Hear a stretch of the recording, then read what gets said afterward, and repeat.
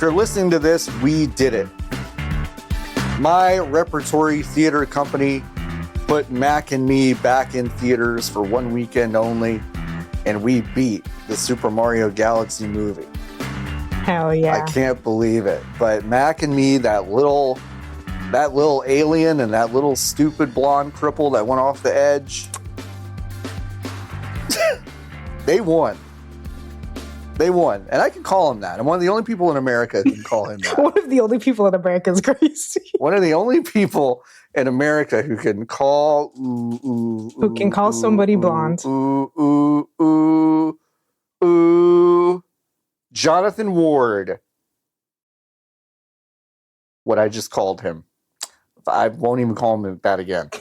It was a one and done. Let's not get too crazy. It was a one and done. Oh man. Okay. What are his two sons' names? Mac and me. Yep, that's correct. I'm just kidding. It's Nash and Quinn. Ooh. Nash and Quinn. They own a restoration shop called Toyota Land Cruisers in Van Nuys, California. Isn't that amazing? A restoration shop called Toyota Land Cruisers. Mm-hmm. Now, did I get this one right? Is this him? Oh, did you not? I foolishly thought you went straight from an IMDb. Hey, folks, not him. Not that. This is his older brother. Oh, well, at least you were close. I thought you just meant you got some other guy. Jade Caligari. Jade Caligari. What is this Ace Attorney name? That is a real... He lives a quiet life in Chandler, Arizona. With his jade eggs. Quiet life. He was actually disabled. So I can call him that. Yeah. Huh? He's just stopped? It's one of the rare... It's one of the rare castings. But he did this in... Do you know the show Kids Incorporated? You probably don't. I do not. Yeah. So there was a show that Fergie was on as a child called Kids Incorporated. Oh, okay. I do know that bit. Mm-hmm. And Jennifer Love Hewitt was on it. And I think that's about it. That's only the notable people that were on it, really. And he was on it once. And I want to say that they had some sort of dance party. And I want to say that they all got in wheelchairs, but I might be conflating the episode of Saved by the Bell where Zach meets a girl in a wheelchair, but doesn't realize she is until she backs out and leaves the table that she was sitting at. And he feels weird about it. Ooh. That's the whole episode. Which was awesome. That's a great episode. Did you like the beginning of the show, listener? If you did. I thought you were going to keep it going and ask me about the first episode of Saved by the Bell. And I really said it. I said, this is going a little long even for John. It's going a little long. I said, is he okay? Is he okay? He's not okay, but we're going to get through it. Did you like the beginning of this show, dear listener? If you liked it, you can go to VGBs.com/join. You can give us money. It's the only place you can do that. We don't have ads. We don't sell your data. We barely collect your data. Barely. It'd be more efficient to do it manually. I sell your data one line at a time. 1 megabit at a time. Who wants this chunk of My Hero Zero's subscription? Who wants that? You can go to VGBs.com/join. You join Hive. If you join the Hive, you can join our Discord. Our Discord has cool sections where you can ask us questions. At the end of the show, we're going to answer those questions. There are a lot of good ones this week. I can't wait to get to it. First of all, happy baseball. Happy baseball. And then second of all, congratulations to Nikki, who's not here because they were flown up to fix the Outlook problem plaguing the Artemis II astronauts. Yeah. Now, that's funny on two levels. One, because like Nikki is on the International Space Station, right? And that's great. That's amazing.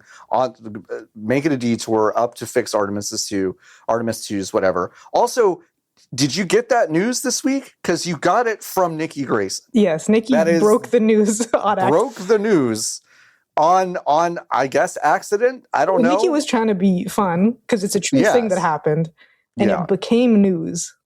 It became news. I mean, it is funny. This thing has gone very, very wide. It is one of the funniest things I've ever seen. Nikki needed a break from all their new stardom, and also is fixing the problems. Nikki said, I do want to pass on this message. Nikki said, I will fix the Outlook issue. I will not fix the toilet. I have the power to fix the toilet, and I won't do it. Have you ever seen, I have never confirmed whether or not this is true, because in my mind I want it to be true, an astronaut who went up to space with other astronauts, and he secretly packed a gorilla costume, and one day late at night, he snuck away and put on the gorilla costume and started chasing them. Wow. I haven't seen that. Okay. That's pretty good. Something for your weekend, everybody. Something for your weekend. That's great. Also something for your weekend. Don't go work at IDOS Montreal. I don't know. If you live in Montreal. Remember when Montreal was the capital of video games in North America? I do. And then they decided that they don't care. Yeah, they don't care. And then we're talking like AAA and indie. Like, I mean, this was a city that had a lot of real vitality for video games. And now they're just hemorrhaging jobs. IDOS Montreal is cutting 124 employees, including the studio head and 19-year veteran David Nfosi, which is super wild. He joined in 2007, which, like, I don't know about you, Lotus, but when I think about the year 2007, this is probably because I'm 40 dumb years old. but like, that doesn't sound that long ago to me. No, that's like more or less when the Wii happened, kind of. Yeah, no, that's good. Yeah, Lotus, you're right. That's another way to make me feel cool. Yeah. Is realizing it wasn't a long time ago. It's just around when the Wii came out. Oh my God. Actually, I think I'm undershooting it. I think the Wii's 2008 or 2009, but I don't remember. It's certainly in that window. Well, we have the power. We do have power. Ooh.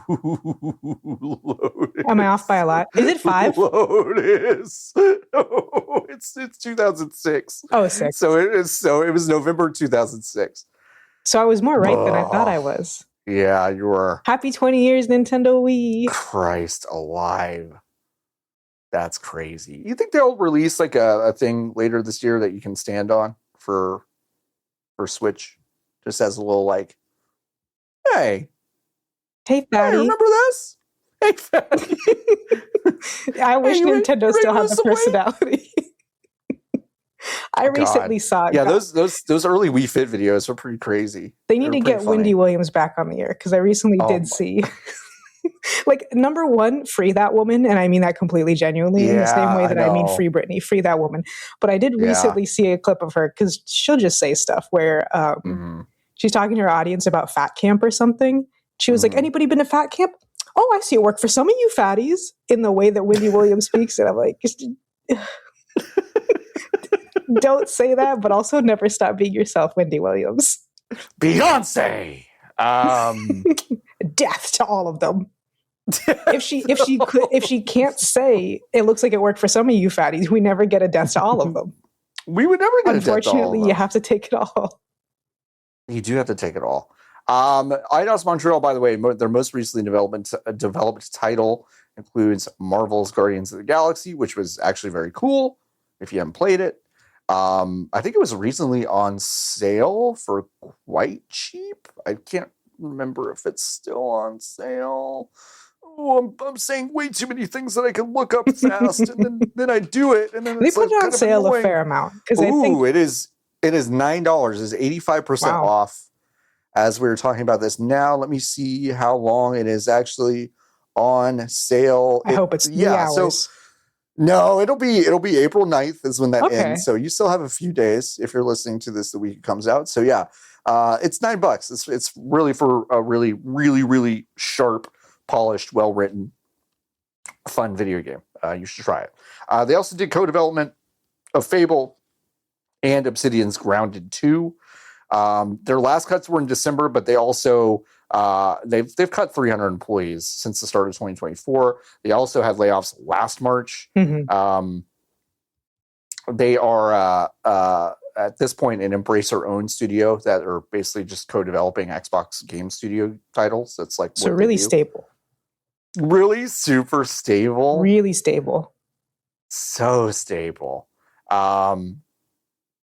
Do you remember when Embracer was relying kind of on their like their entire fucking future that they spent years preparing for with all the acquisitions they did? Mm-hmm. They kind of leveraged the whole thing on one single deal happening, and then it didn't happen. Yeah, that was cool. That was cool and smart. Yeah, I will never forget actually watching that quarterly report video that they did. They did a live stream of that. The smugness with which they responded to the questions about letting this deal fall through, and that being the entire reason that they did all this stuff in the first place and it didn't happen, that'll stick with me for a long time. Go find it. I distinctly remember. I'll link it in the show notes. Because we worked at Fanbyte having to edit their fucking logo because it was bit crushed to shit. So I had to go in and color pick and remake it. That's right. Impossible. Crazy. Fucking impossible. Yeah, bummer. I mean, it sucks. Eidos Montreal. See this happen. A crazy cut. I mean, like, again, this keeps happening, to be sure. But there's something about Eidos Montreal that in particular feels so, like, now how could that happen? I mean, they started with Deus Ex Human Revolution, which, like, you know, we can talk about Deus Ex Human Revolution, and maybe someday we should, because like I don't like that game very much, but like it was a popular game. It's a well-liked game. I mean, Tomb Raider, the reboot there was pretty popular, but however, I do remember, and this is like how sick the industry has been, and it's been sick for a really long time. I remember hearing two Square executives, because Square was publishing Eidos Montreal at the time. Two Square executives standing outside GDC in, I want to say 2014, because that would make sense. And they were talking about how it underperformed.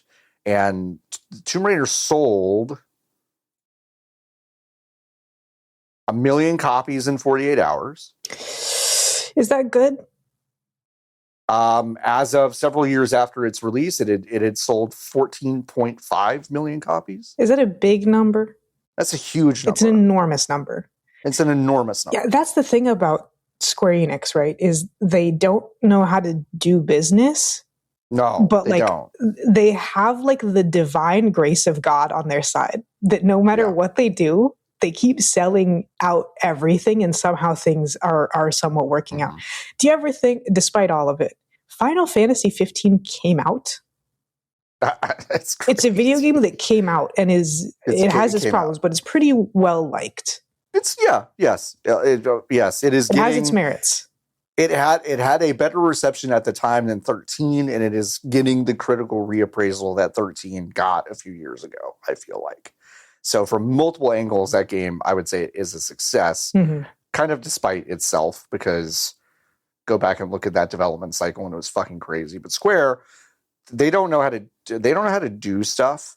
The fact that they invested what they did in Final Fantasy 14 and it kind of worked out, I think has bought them so much kind of like, I don't know, false kind of like currency in the games industry as kind of like, well, they did this like crazy rehab job on this dead game. Like, doesn't that give, well, kind of, when you look at everything else that they've done, it takes too fucking long. Again, can't stress this enough. I know it's a different time, but when you go back and look what Square Enix did from 1995 to 2001, it's astonishing. Yes. It is quantity that you won't believe, and it is quality that makes that 6-year gap, 5-year gap, 6 years feel like 2 decades. Who knows how the math works? No one's quite sure. 5 years, 6 years, sure. 5 years, or 6 years. But it's by inflation standards, it's 25 years worth of games by today's standards. I mean, it is because they're just doing it again, inflated. Exactly. You exactly. I mean, that's the thing, is no matter how much they fuck up, they, for the time being, can always press the Final Fantasy button. Right. Which is why it's named that, which is still funny. Super funny. That's the thing too, is like, as well as Final Fantasy VII Remake has sold, I remember hearing that it was actually going to be a thing at the time and being like, oh no, so they're in trouble. Because they don't care if that comes out unless they're in trouble. Like just historically, that's how Square Enix works.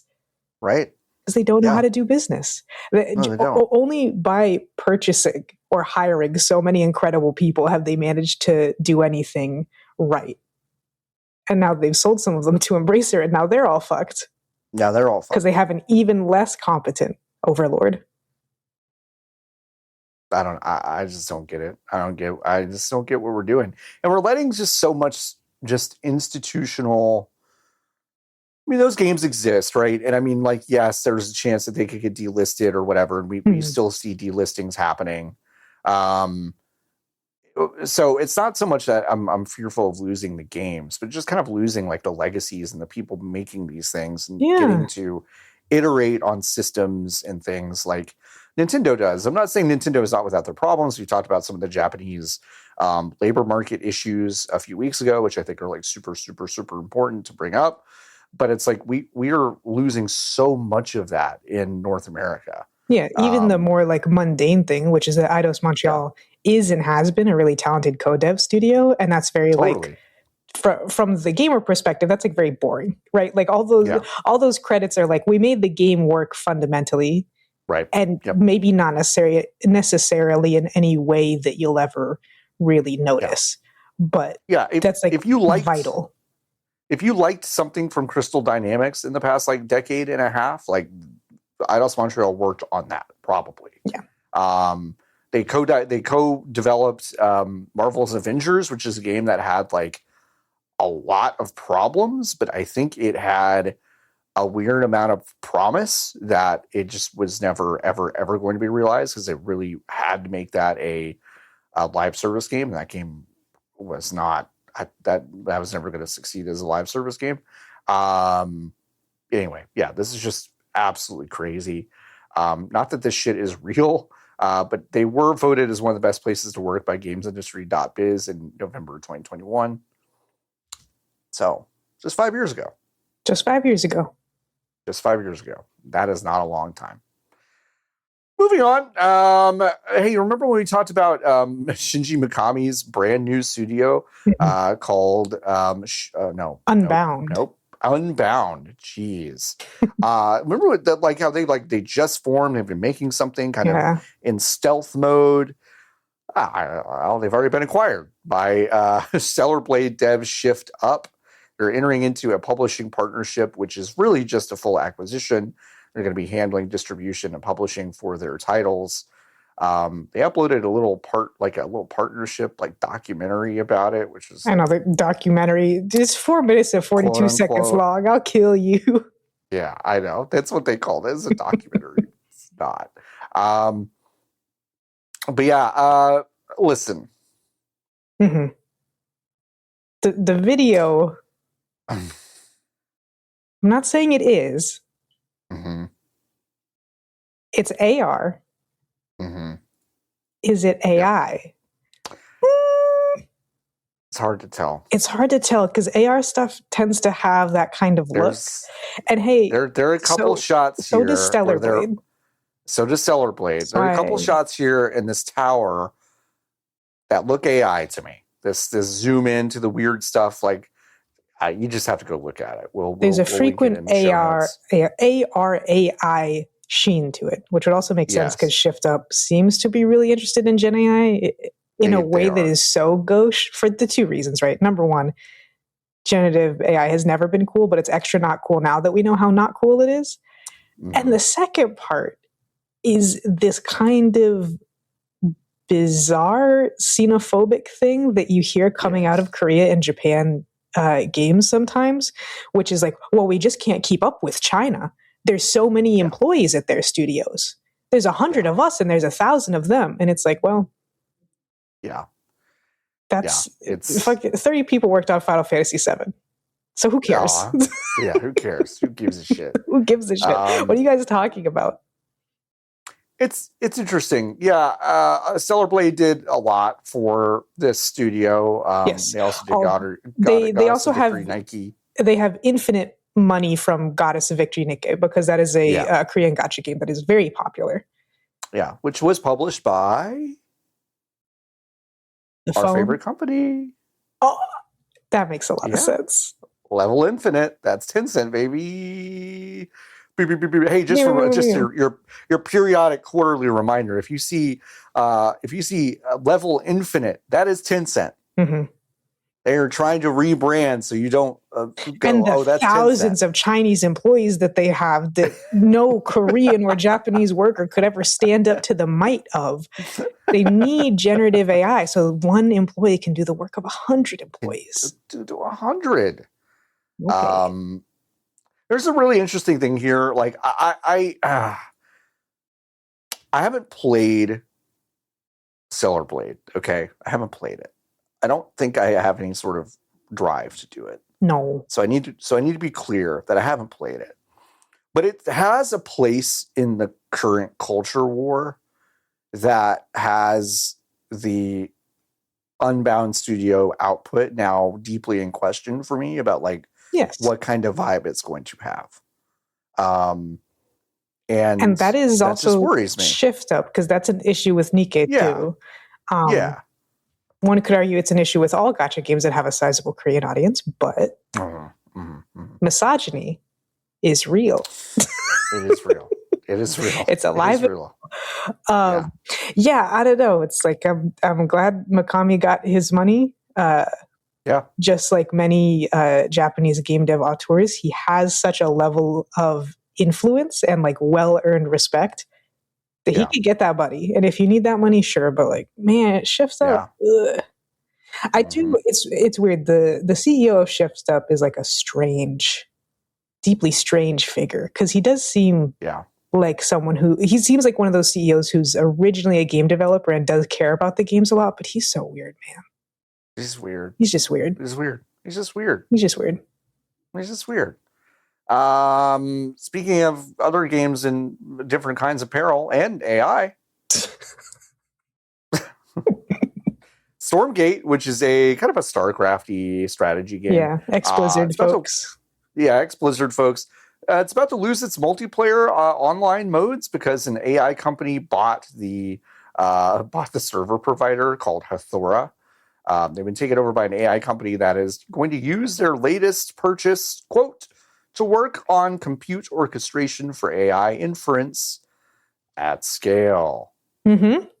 Frost Giant, who make Stormgate, says, quote, our game server orchestration partner Hathora has been purchased by an AI company. They're winding down their service at the end of April. This will create a planned outage for Stormgates. By the way. Hey? It's not a great name. What was the Nazi website called? Storm Shield 1. Storm Shield 1. Yeah. So it's just, Storm is just tough, right? There's a lot that you can do, but you should rarely do it first. You should rarely do it first. You can put it second. Stormgates, It sticks in the side of your mouth. You're just like, Stormgate. It's like, My new social media website, Stormgate. Yeah. Pete Hegseth got in touch with leaders at Stormgate this week. Stormgate's multiplayer modes. Stormgate will be patched so they can be played offline, but online modes will not be available at that point. We hope to restore online play in a future patch, but this work will be dependent on Frost Giant finding a partner to support ongoing operations. What a I'd be so fucking imagine. Fucking mad. It's bad enough that we have data centers. We can't even use the data centers for videos games. It's astonishing. Obviously, Stormgate, any sort of kind of a lower level, maybe double A independent group that is making a game with online play, you need to look at backups all the time. You need to have those things right. This is why at work, like when you have the opportunity to back something up and have like a separate partner on some sort of a waiting contract to take over your stuff in case like your CDN falls apart. I know that's a luxury, but it's like, I just as totally unsolicited advice, like, I don't know, maybe because this shit is happening, look around at maybe options that you have in this thing. I'm not saying this is like their fault at all. Like this fucking sucks, but it's like, this is one of those things where it's like, it's almost unimaginable to just have a game that you're playing online go offline because the server provider has just been bought by this AI company is pivoting, which is just fucking crazy. So yeah, they're gonna get offline modes working. Hopefully they'll be able to get it up, but I don't know. It's wild. They also did the server infrastructure for Splitgate 2, which is actually kind of funny. I feel bad a little bit, but I was like, hey. Didn't have to pay a lot for that, huh? No, that was a quick little turnaround for them. Quick little diversion. But yeah, hopefully they get this shit going for Stormgate. That is, I don't know. That's just so fucking sad. Yeah, and especially because I believe Stormgate is free to play with like a monetization system. So they really, it's not like some other games, and certainly there's issues if it's an RTS where you can just do peer-to-peer, where it's like one person would have such an advantage because of the way that those games are. And also it's free to play, so everyone would need it. Like, man. Yeah.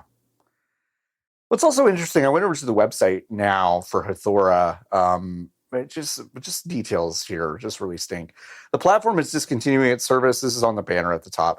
Discontinuing its service for game companies as a result. The Hathora platform is frozen with immediate effect and will permanently shut down after 90 days, at which point all support and administration will cease. So I just want to get this straight because, I mean, this kind of lays bare how craven and cruel and shitty and stupid most Gen AI kind of companies are, is that they believe that this Hathora, Fireworks AI believes that Hathora is probably some sort of key to unlocking whatever fucking multiple they have in mind for their AI platform. They're going to 10x their business, but they don't want to give the services they were providing 90 days to just kind of unwind and figure this out. It's just, it's just fucking unfathomable. It's just like, also, it makes I hate these money. fuckers so much. I know it makes money. Turn off the money make machine. We've just bought them and nothing works yet. Let's turn off the money machine. So dumb. So dumb. Everyone's just rushing to turn off the money machine. It's fucking embarrassing. They're climbing over each other, trampling one another, saying, please let me turn off the money machine. Trampling each other. And I think some good news. Rare good news coming out of the U.S. government, and rare news as it applies to Nintendo. U.S. Patent Examiner has rejected Nintendo's, quote, summon subcharacter to let it fight in one of two modes patent as obvious. That's a non-final ruling. But this is really interesting story. So this patent specifically regards summoning a subcharacter, which then fights in one of two battle modes, automatic or manual. The patent office director Squires ordered a manual re-examination, an ex parte re-examination, if you want to get legal with it. Mm-hmm. In November, 2 months after the patent was granted, rejected on the basis of prior art references, previous patent applications by Bandai Namco, Konami, and two by Nintendo itself. This has nothing to do with the Pal World stuff and Pocket Pair, but it is illustrative of America's hostility towards patenting gameplay systems versus Japan's open embrace of the financial strategy. That's a good note, Lotus. Thank you. Yeah, I don't know if people always recognize, like, I mean, with Nintendo, it is probably a lot more about protecting their concept of IP and copyright and trademark, because IP, copyright, and trademark are much more difficult to go after people for compared to patents. But for most Japanese studios, it is just about making money off of the patents. And it's just a cultural difference to a certain extent that like the United States Patent Office, even the shitty one we have now, tends to put more scrutiny on like gameplay systems because it's so fucking unpopular. It's almost as if patents are dumb. It's almost as if copyright is dumb and bad. It's bad. Dumb and bad. We should be able to make whatever we want about Mickey Mouse right now. Yes. Not just Steamboat Willie, but all the versions of Mickey. Okay? Yeah. I do think it's funny when that whole thing happened and it was like, we can do whatever we want with Steamboat Willie now. We could even do this. And it's like, that's not even... There's a lot of parody you could already do very legally. Very legally. And also, like, I don't even think there was like a run on that the way there was Winnie the Pooh. Yeah, there's a little bit of a run with Winnie the Pooh. Ape shit for Winnie the Pooh. All of it was bad. All of it was bad. Many such cases. Nintendo has 2 months to respond to this. That period can be extended because, like, most legal things can just be kind of extended indefinitely if a judge basically allows it to happen. Also, it is a non-final decision, and even when it is final, it's one of those final _ final V1, V2, final _ whatever, because it can be at the minimum an appeal to the federal circuit, which is often a place where things will get reversed or struck down in certain ways. So, very interesting. The entire 104-page order is on the link in the show notes if you're a real pervert. So go read that now. Imagine having to write 104 pages to say these guys did that already.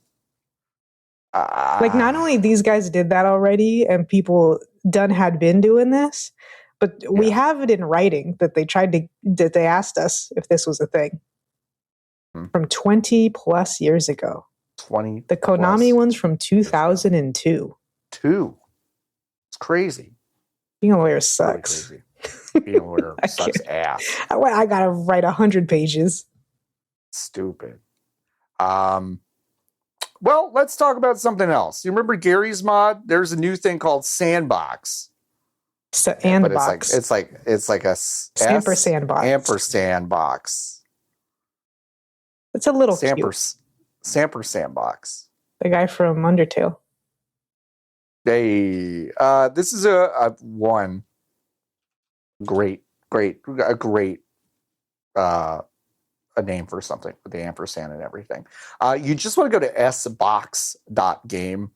I am shocked actually that S-box in every single one of its forms is not owned by the Microsoft Corporation. I'm shocked. Well, but they're always so on top of things. I would really expect that they have all of that. Mm-hmm. This is built on a modified Source 2 engine. You'll be able to publish your Sandbox games directly to Steam without paying Face Punch after striking an agreement with Valve, which is kind of cool. So Face Punch I like that is a lot. making Sandbox, and they've struck an agreement with Valve, and you can just like put them right up there, which I think is very neat. Do you want to explain Garry's mod? Well, there's Garry with 2 R's. With 2 R's. And he said, I love the Source engine. Mm-hmm. And I love playing around in the Source engine. And I'd love if everybody could do that easy style. So he made a game ? Which is a sandbox, which is where the pun for the next one comes, where you can take any asset ever that you have on your computer and you can put it in Gmod and you can wiggle stuff around and you can use that to build like Source Filmmaker cutscenes, which you have seen pornography of. I know you have. Of course you have. Everybody has. Yeah. Even if you don't want to. No judgment. That's why I can't even pretend to judge. It doesn't matter if you wanted to or not. We've all seen Tracer get up to some stuff. So there's that. You can also make games if you've ever heard of Trouble in Terrorist Town, if you've ever heard of Sled Race. Those are Gmod game modes that were made by people that you can now go in and play anywhere. If you've ever played GTA 5 Online, a few of the Call of Duties have this, a game mode called Prop Hunt, where you can turn into random props around the map and you have to try to hide while someone's looking for you. That's originally a Gmod game mode called Prop Hunt. Yep. Tara Unite, if you've ever heard of Tara Unite, that also used to be a Gmod server/game mode that would then lead into other game modes like Golf or Infected or Sled Race or a million other things. So it's basically like a game that is a sandbox and also mod development platform. And it sounds like Ampersandbox is just going to be it on crack. And you can just put the game straight on Steam. Someone will be making the hidden in days. Yep. And I'll be happy for it. I'll be happy for it as well. This has been in development since 2015, actually. Garry Newman, who made the first Garry's Mod, of course, has been working on a sequel. And they did announce that this game will be officially released on April 28th of this year. So very, very, very not long from now. Very cool. I really can't wait to see what kind of pornography this thing gets up to. It's gonna get crazy. Just straight into Steam too. That's the best part. Hey, just as this public service announcement, if you're looking to buy Resident Evil 1, 2, and 3, the OGs, by the way, not the remakes, and also Breath of the Wild 4, which Breath of Fire, Breath of the Wild 4. He's sick. Get him, folks. Breath of Fire 4, which is a really good one, I think. If you're getting them on Steam, it's just the GOG versions. But hey, guess what? They come with DRM on Steam. So don't do that. So don't. Crucially, when you buy things on GOG, also these games are 3 trillion years old. They're not going to get updates. So just buy them on GOG and download them. They're 50 MB, maybe. Yeah, right. Or there's other ways. Or don't buy them. Do-do-do. We can't get a soundbar because I would abuse it. But if we did, it would be that noise and then the explosions from that Queen radio clip that I adore. Yes. The same DRM in these games is one that was impacting performance in the Resident Evil 4 remake. So performance may not be impacted on these 1 billion-year-old games, but it's annoying. Just know it's annoying. It's super annoying. One thing that is near and dear to me as a gaming historian, he is Norman. You wrote normal. I wrote normal Caruso in this note. Normal Caruso. That's really good. Shit. Norman Caruso took a break after the Oregon Trail video he made, which is a very cool video. And not to listen, I don't even need to say this. I don't know why I'm going to say it. It doesn't need to be said. But I remember at the time when he's like, I'm taking a break. In my head, I was like, this guy's fucking done. He is done. He's done, so he doesn't want to come back to this. The light is out of his eyes. He's done. And it's true. He went to his channel on Friday to announce that he is done making content for the channel. He's still making a podcast with his wife. He says he cusses on the podcast, which I'm very excited about because I didn't know that. And that's amazing. If you've never seen a Norman Caruso gaming historian video, he has got a few that I think are absolute bangers. You got to go watch them. They're great to just have on in the background, but they're also great to get locked into. His Tetris documentary is amazing. His Super Mario World stuff is really good. He's got a Super Mario 2 video that I think is excellent and Super Mario 3 video that are really good. He's done some stuff across like different, it's not just Nintendo stuff, but I really like his content. I think he makes good videos. And a lot of his more recent stuff over the past, 4 or 5 years, I think is excellent. That stuff is staying up. He was making a video about the Universal versus Nintendo legal case, which involved a lot of Donkey Kong stuff. And instead of finishing that video, he's going to upload all of the documents that he was able to collect from that research and just let us look at it. There's a lot of stuff like Shigeru Miyamoto sketches of Donkey Kong from the early days, which is really, really fun. He's burnt out and he wants to do other stuff. And I think that's neat. I think it's cool to do something for 16 years and then decide you don't want to do it anymore. That's fine. I know you mean it, but you couldn't have sounded. You couldn't have sounded more bitter the way you said it. I think it's fine. If you want to do something for 16 years and then like not do it anymore, then that's fine. I don't know how to sound like a normal person who means things anymore. I think I also might need to figure out my own kind of stuff, you know? No, but really, though, I think it's neat. Good job, Normal Caruso, for your 16 years of doing this cool stuff. 16 years of being normal. 16 years of being normal. And I'm going to go listen to your podcast you have with your wife where you cuss. They apparently did a history of the Super Soaker recently, which I think is kind of fun. For Black History Month? Neat. That sounds like a joke out of context, but the guy who invented the Super Soaker is black, just for the record. It sounds like, I realized as I was saying it, this really sounds like bullshit. But I thought it made sense. I can't believe you'd say that. Nikki's not on the show this week. God, that's funny. I don't know when it aired. Maybe it aired in February. I don't know. We'll find out someday. But yeah, go watch his older stuff. It's so good. He's got this like incredibly PBS voice. It's charming. So that channel will be missed, but I'm glad he is able to walk away on his own terms. Lotus, you played a couple games this week. I did. I have been. Tell me about them. Which one would you like to start with?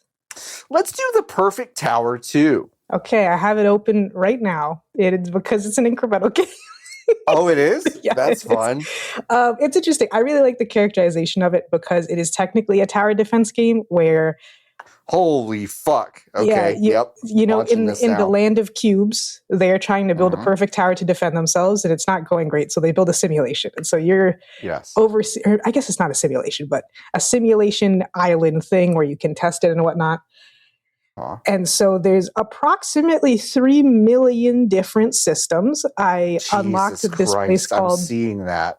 I unlocked this place called the Laboratory. And it's like, you will research every element that the enemies can be, right? Okay, makes sense.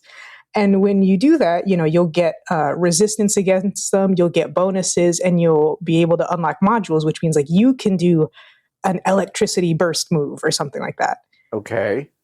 Each element has its own idle farming mini game to it, including one that's literally farming because it's the nature element. So there's that. There's the factory, which is like a crafting item accrual thing where you get all these different ores from the mine, which is also its own thing. Okay. And then you get the little shards, and then you refine the little shards, and then you use all your different machines to turn the shards into different things, like screws and rods and O-rings and rubber and all this shit. And then you build better machines that then passively farm stuff for you also. It's a lot.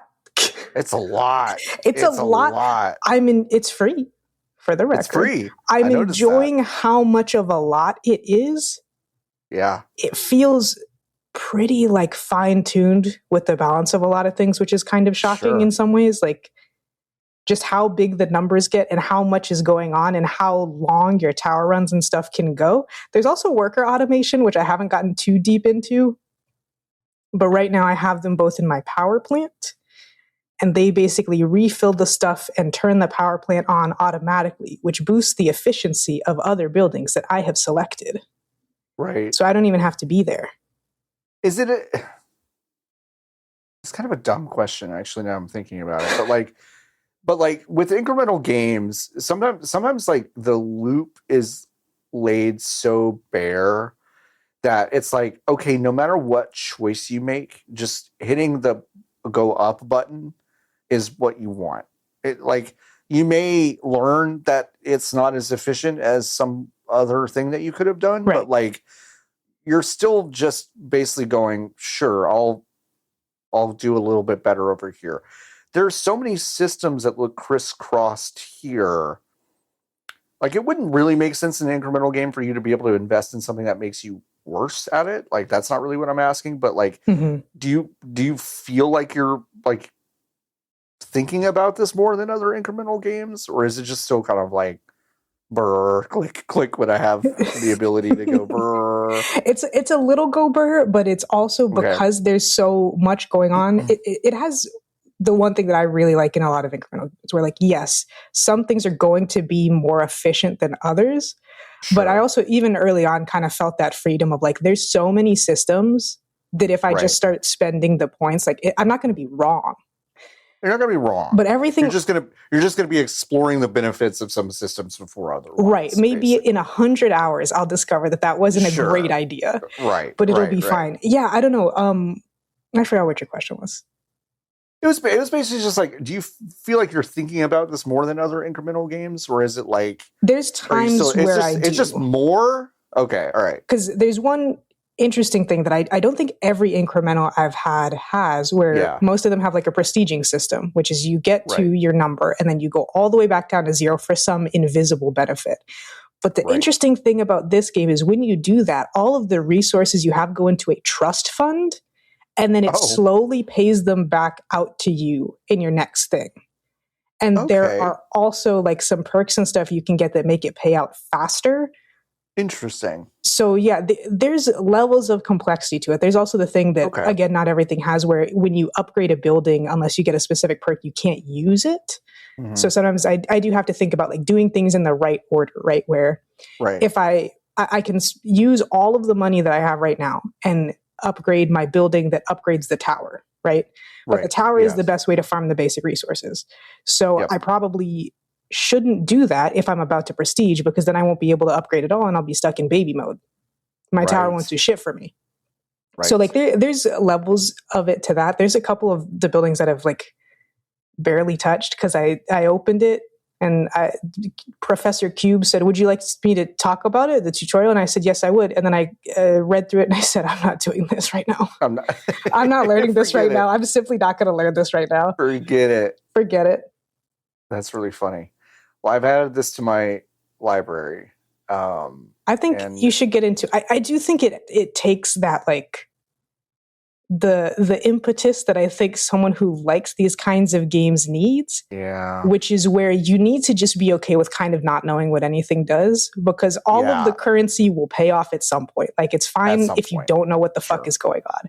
I was really shocked, especially because this game is free to play, that I got an achievement for maximizing a module, which means that I had maxed out the kind of base upgrade for attack speed on the tower. In case you don't know, if there's ever an incremental game that you play with combat, maximize attack speed first. It's always the right option. And I got that achievement and it said 11.1% of players have gotten it. And I said, that's really fucking low. Because this took me like maybe 3 hours. Yeah. And I said, what's going on? What is happening? That's strange. Are you simply the smartest person that's ever played this game? I'm in the top 12 percentile of smartness for the perfect tower too. No, I don't know. I would imagine it does have like, I've joked before that the VGB's audience is the meme that's like, I'm 30 to 40 years old and I don't need this, or whatever it is. Yeah, that's us. If you're 30 or 40 years old, I don't think that having to read a bunch of stuff up front and having basic visuals is that off-putting. Like in a lot of ways, if a computer could have run numbers this big without exploding, this game could have been made a long time ago. Yeah. And it has kind of those rough edges of old pervert games that I enjoy. Lotus, have you messed with the AI script editor? I have. Unless that's the worker thing, then no. I'm just looking at a screen here that says AI script editor : DOS.crates : idler v2. I think I know what you're talking about. Okay. So there is. I have not touched it yet because that's one of the buildings that it costs so much fucking money that I basically haven't touched it. Because there is this building is called the headquarters, I think, and it's important for prestiging. But the extra stuff it has, I just like have not looked at all because it's a lot. But mostly, what you do is your escape from Tarkov, like Bitcoin farming, not actually, but you have all your servers running and they do blah, blah, blah. And you need the servers to install and run software for the tower training simulation. Yeah. And so you can do stuff like you can make all the enemies appear faster or move faster, or you can reduce the time it takes for them to spawn to 0. So it's just a constant stream, and that helps you farm faster. Yeah. Anything more that it does, I have no idea, because I said, that's a lot. I gotta go. I want to go back to the mine. I want to go back to the mine. There is something really funny about the Steam description of this game. It says key features: play it anywhere, on the bus, at work, at school. Seamlessly switch to the web or mobile version of the game. Note: mobile version of the game is not yet released. So listen, just one note. Not really a feature, is it? Not really a feature, is it? Well, not really a feature, is it? Not really a feature, is it? Maybe someday. Maybe someday, but that's a cool ambition. This game gets updated with some frequency. It looks like version 1.0.12 came out less than a month ago. So this is getting updated since its November 30th release. Cool beans. That's neat. All right. What about Lucid Blocks? I don't know.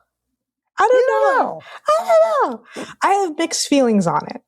I think the fastest way to explain it and kind of its visuals is that it's like LSD Dream Emulator by way of Mice Rat Minecraft. Yeah.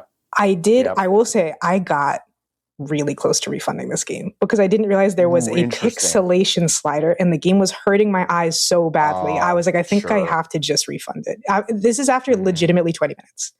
So if you're going to get it, open up that config menu and turn that pixelation, I don't know, maybe the first pip. And then I also turned the bloom off, I think. Right. Smart. It is like both of those games. It is an endlessly refilling, procedurally generated world. Mm-hmm. The exact goal, I'm not 100% sure on because seems unclear. I have maybe like 3 hours in it or so. It is a significant amount of somewhat aimless wandering. And then there's the crafting system, which is called Apotheosis, where you put stuff in the thing, and depending on how much of the stuff you put in the thing, and in what order, and where on the thing, it makes different stuff. Yes. And there's like somewhat of an esoteric, I guess you'd say, like element system where pretty much any time you try to craft two like earthy blocks together, then they make more earthy things, even if they're completely unrelated. So if you put like clay and dirt together, then they'll I think they make like bricks or something. Sure. And then there's clay bricks, and then there's tile clay bricks, and like a bunch of shit like that. But then there's a bunch of little other items, like you can get a hook shot really easy. There's a lot of weird enemies wandering around. There are bees, lots of cute bees. There are bees. There are a lot of bees I'm seeing. There's also a bee item, which I enjoy. Yes. It's like a bee a bee hand puppet, it looks like. Yeah, I think if it's not a bee hand puppet for children, I think it might be one of those hand sponges you use to wash your dog. Do you know what I'm talking about? Got it. Like one of those little mittens. But it's the glider glove. And one thing that is very charming about this game is that there is that I guess you'd say FMV, like pixelated FMV hand in the corner at all times. And your items are always a real thing that they're holding. Anytime you get food, it's like a stuffed clownfish that you then crunch on. And the bee puppet is a glider. And so you hold your hand with the little bee facing you. But then when you use it, you go like, do-do-do-do-do-do-do-do, which is very cute and charming. That is very charming. The game is very esoteric. And I have just spent so much time just kind of walking around that I'm like, I did turn the game off because I made it to a little challenge thingy. Not knowing what it was, I click on it. I've been looking for it. I have 1 HP. I die fairly quickly because I get hit by a ball and then I die. And then it disappears and I can't try again. And I said, that's enough for today. Boo. I was so mad. Yeah, I said, that's tough. I'm going to turn the game off now. Also, because respawning takes forever, and it's a very like Dark Souls pros kind of thing. That has that level of like that thing that I kind of get from Dark Souls and Shin Megami Tensei, which a lot of people like, but I don't, where it's like trading in a lot of like religious ideas and effigy, but in a way that I ultimately find pretty shallow, of just like, this thing is cool. And I'm like, that's fine. But why does respawning take 30 fucking seconds? Yeah, that's crazy. You know, I'm like, I get it. Despondent vermin, maybe this world will have whatever. Just get in the game. In today's economy? No. In esta economia, that's my 30 seconds. Yeah. So yeah, I don't know. Goofy. I'm going to spend more time with it. I have managed to craft a pretty good amount of stuff and like level up a lot. I don't know how much juice it has for me. I was very charmed in the beginning because it does have that like old Minecraft thing of like, I don't know how to craft anything, and this world is kind of cute and charming, and these really weird fucking things are showing up. Like there is a not Herobrine that scared the living shit out of me. There's random hostile creatures, and I was like, man, I'm getting killed through walls. Yeah, that's tough. Hey, who made this game? Lucid Blocks, I think. Yep. Lucid Blocks. I forget what the dev's actual name is, which is unfortunate, but if that's what they're credited as, then that's what they're credited as. It's pretty funny. Yeah, Lucid Blocks. Great. Maybe. Let us play two. Well, no. Yeah, it is great that you played it, though. Thank you for sharing. I see. We'll see if my tune changes. I'm like, I think I need a break from this and then to come back. Absolutely. I did not play anything this week. Instead, I went to the Moody's. Ooh. And I saw Project Hail Mary, which I liked okay. You liked okay? Made me cry a lot. Okay. Actually. For me, and when I say for me, I mean if I said that, I need you to know it means nothing. If I hear a violin, it's over for me. No, that's fair. It's kind of a drop of a hat these days for me. Yeah. So I do. It may not mean much either, actually, in the grand scheme. But you know, here's the thing with Project Hail Mary. And I'm not gonna spoil this film for you, much at least. It's go in space. There's a problem. Ryan Gosling's the only one who can go in space and fix it. Now, just like Nikki. Now, does it? Yeah, just like Nikki. Now, does that really? It's just don't worry about it. Basically, the movie is like, don't worry about it. It doesn't matter that there are 8 billion people on Earth and that this one high school teacher or middle school teacher it's like Interstellar. It's a little bit like Interstellar. It's actually a lot like Interstellar. The trailer, I will say, I had heard a lot of good things about this movie, and even going into it, some hype. When we saw Iron Lung, I think it was the trailer. That trailer put me off because it's so like, it's like Gravity, Interstellar, like blah, blah, blah, blah. Yeah, what's interesting is that like I think Interstellar is about 20 times better than this movie. Like I think it's like. Do you like Interstellar a lot? I do like Interstellar a lot. Okay, I do. But I also, it's so interesting. Everything that people goof on it about, I'm like, yeah, I'm very middle on Interstellar. It deeply affected me though when I saw it. It did really do that once a week. Oh, it's Mountains? Crazy. Get out of here. The Hans Zimmer soundtrack, the score for Interstellar goes crazy. It's really, really good.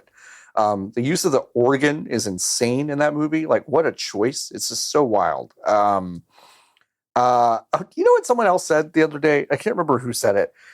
I was thinking about this because I saw a trailer for a movie called Mother Mary. And it's basically Anne Hathaway playing Lady Gaga as or something. Yes. Anne Hathaway, I don't know. I don't have anything against her. She seems fine. And she's a participant in 2 of my favorite phenomenon in Hollywood. One is the phenomenon of pretending like she doesn't look like an actual Disney princess in movies, where it's like it's insane. Where it's insane. There are like 5 movies where they're like, let's make her ugly. And it's like, you can't, by the way, you can't. It's you like, can't. It's crazy. I'm supposed to be like, wow, she was so ugly in Princess Diaries when she had curly hair and glasses. What? Yeah. Uh-huh. Be so serious. It's unbelievable. But the other thing that she participates in, which is really not her fault, I don't think, well, at least partially, she has never, ever, ever disappeared into a role. Ever. You were watching. You're watching the Anne Hathaway You're movie. watching the most. She might be giving you every molecule in her body she might be giving all of it to the craft. She really might be. Okay, but you're still like, I'm watching Anne Hathaway on a screen. Yes.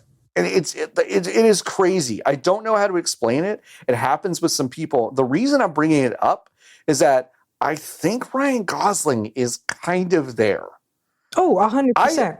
I really like Ryan Gosling. I think the closest he's come to disappearing into a role is in a film called The Nice Guys, which is one of my favorite movies. It's really, really, really good. Is that the stunt movie or is that the other thing? No, that is it's a buddy cop movie. It's not really buddy cops. They're private investigators. It's a buddy action movie comedy with he and Russell Crowe in the 70s in LA. Yes. I do. And he's like a bumbling moron, and it's like he kind of disappears into that role, which is fun. This movie is supposed to make us believe, Lotus, that Ryan Gosling, who is just handsome and charming in this movie, has zero personal attachments on Earth. Zero. Right. Like the people are like, you're a fucking loser. That's why we want to send you to space. It's Ryan Gosling. Like, if he had like a bad personality, I'd be like, well, he looks like Ryan Gosling, but he's kind of a piece of shit. But then you don't want to follow a piece of shit for 2 hours. Right. Or if he's like the most charismatic person in the world, but he just doesn't look like Ryan Gosling. Like, maybe that's interesting. But like, it's Ryan Gosling. We'll never get a normal movie cast in a movie again. You just have to pretend as you're watching. You just have to pretend, and it's a normal guy. And I, what's weird, I couldn't really do it at any point. I was like, I'm watching Ryan Gosling. I'm watching Ryan Gosling. Ryan Gosling's up there. And just because you dye his hair a little bit doesn't mean he suddenly stops looking like Ryan Gosling. No, you dyed his hair an impossible sandy blonde. No one can do that. The man is going to the salon every 2 weeks to get that redone. It's just, there's stuff like that where I'm just like, sorry, I live in the real world. I'm looking at like, sorry, you have created a rich fiction, but it's not that far away from where we are. And you're supposed to have us believe that. It's odd. There's no more character actors. Bring back the Uggos. You have to. You have to. You have to. I mean, even just hearing about the premise is like, Death Stranding has been coming up a lot lately. I feel like just a lot of people are playing it. Norman Reedus is not a particularly conventionally attractive man. And Norman Reedus is weird looking. He's weird. It's great. And there's immediately like, oh, you're supposed to believe that they have no connection. So like they're just going to do this thing because of that. And like, that would like, I get where you're coming from. It's sad, but it's like, I get where you're coming from. Yeah. Right. It's like, it is odd. It's a very strange thing. I couldn't quite get there emotionally at points, but I do think his performance is good. And I don't think this is a spoiler because like, I don't know, fucking everybody's been talking about it, but there is an alien in this movie. Oh, it's in the trailer. It's an alien. It's in the trailer. It's a little 5-legged rock guy named Rocky. He calls him Rocky. And their relationship is like really cute. And it is the basis of every single moment I cried hard in this movie. So I enjoyed it. I did not have the overall takeaway from it that I did something like Interstellar. I think they're better space movies. I think Lord and Miller, the two directors of this, are... This is a Lord Miller joint? This is a Lord Miller joint. They are woefully overrated as... creative minds in the industry, I believe. And also Andy Weir, the guy who wrote the book, is kind of a weirdo. It's right in the name. I'm not. Yeah. It's right in the name. It's right there. It's literally called eugenics. It's right there. It's right there. No, Lord and Miller need to make children's movies. I'm so sorry. They need to make children's movies. It will make you more money than anything ever. Quit trying to get so highfalutin. What's weird is that like there is that silliness in this movie, but like I think tonally it's, I mean, not surprising, kind of all over the place. Like I think you can inject a lot of intensity with humor and vice versa and have something really effective. I do not think those directors are good at that. I think it is really, really tough to thread that needle, and I don't think they quite threaded it at times here. But when it did work, there are a couple of scenes where they dip down on a hostile planet to scoop up some stuff from the atmosphere. That's a really intense scene. That was cool. That was a great 15 minutes. Reminded me a lot of the scene in Interstellar where he's got to match the speed of the spinning. Yeah.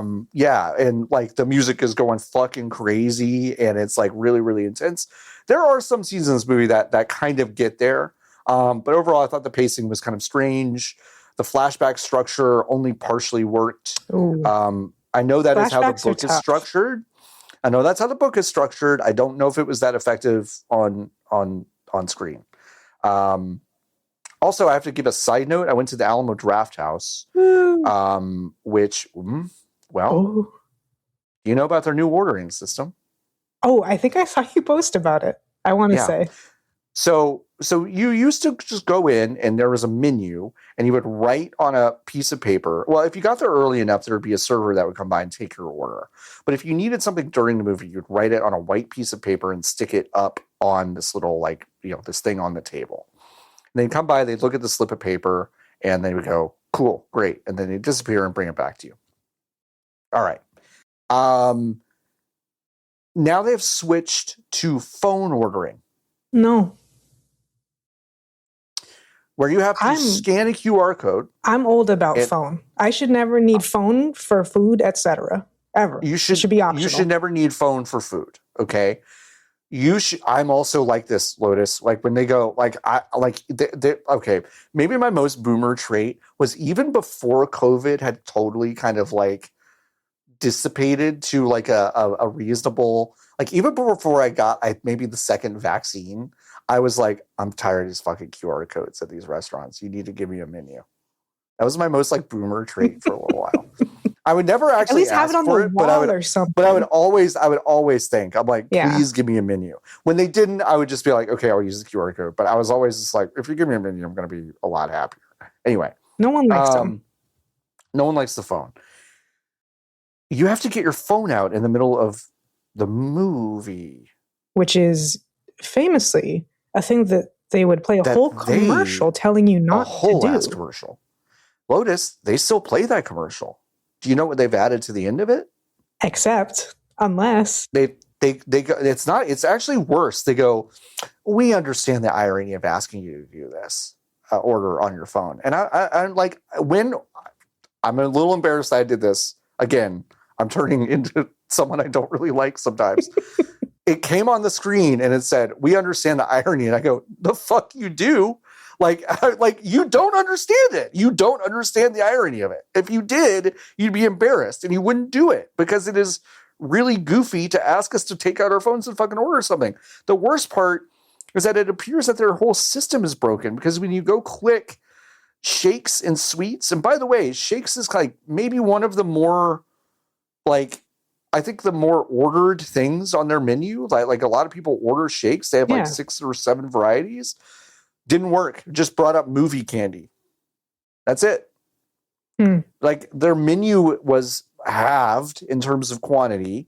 When I checked boxes to order my thing a custom way, none of it worked. So do they still come before the movie? Do they still come before the movie? I got there about 10 minutes before the movie started. I did not see anyone order in person. Damn. It was really sad. Y'all don't have enough seats to be doing this shit. No. I'm going to go see a movie there at home in April. Yeah. 5 rows in that theater. Yeah. Y'all do not have the seating and ticket capacity to not do this shit. Someone already has to bring out the damn food. Yeah. Yeah, I don't get it. So weird. I genuinely don't get it. It makes sense for some situations, like staffing wise and whatever. For Alamo Drafthouse, a movie theater where the whole shtick, it's called Drafthouse. The whole shtick is that you can get food and drink there. That's crazy. It's crazy. Why? It's crazy. I don't know. I don't understand it. They know it's bad because they ask you a survey after they go, how did you enjoy this? And I was just like, this is making me almost immediately reconsider my monthly membership with y'all, as I pay $20 to be able to go see a movie there once a day if I want. And I usually see 2 or 3 movies a month there. And I'm like, I don't want to do this. I don't want to renew it. Like it sucks. It fucking sucks. So I have no idea. I hope it's only at your location, and also that they get rid of it. It's not only at my location. This is confirmed, like rolled out like fairly wide, I think. So I don't know. Did someone buy them? Someone did, Sony right? did. Sony did. Yeah, Sony did. Yeah, Sony did, and they installed a CEO that's been cutting a lot of costs, and this is one of the things. But the question is how? When people say cost cutting, how can it cost less money? It must be like genuinely, it must be really, really incremental. And so they must go at scale. It matters. But you're right. Like at most, it might get rid of 1 body per theater. Yeah. At most. It's emphasis really on at most because, hey, we can, as someone, and I think you are as well, someone who's been purveying Alamo Drafthouse cinema for a long time. It sometimes always has taken a really long time to get your order, get your food, etc. So like they really long time. Get rid of that many people. No. What it's a bummer. Crazy. Yeah. The other thing I've been watching this week is a little television show called Summer House, which is on the Bravo network. Bravo folks, they are manufacturing their drama in a lot of ways. And I don't think I care. I think it's okay. It's still really good. And Summer House is a show about, this describes so much, so it doesn't really narrow it down. The worst people you know who share a summer house in upstate New York, near Montauk. They party, they work, what do they say? They work hard in the city and they play hard at the summer house. And it's a bunch of people who are between the ages of maybe 25 and 45. Lot of range there. And they all just kind of hang out in the house and they kind of like, they fuck each other and they get into weird scraps and drama. And now the guy who owns, what's the tea brand? Shit. Lipton? Fuck. Nope. Summer House Tea. The one with the gay animals on the front? No. Hey, Google, don't show me drama when I look up tea. You know the guy. Did you look up tea? I did, but it's like, the guy on Summer House owns a tea company. Like, come on. Like, give me a fuck. Oh, my God. Like, you can't even. What is happening? Kyle. Okay, wait. Kyle T.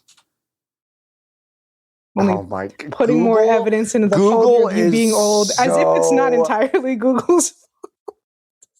Google is so Loverboy. That's what it's called. So the owner of Loverboy, what? There's a tea brand called Loverboy?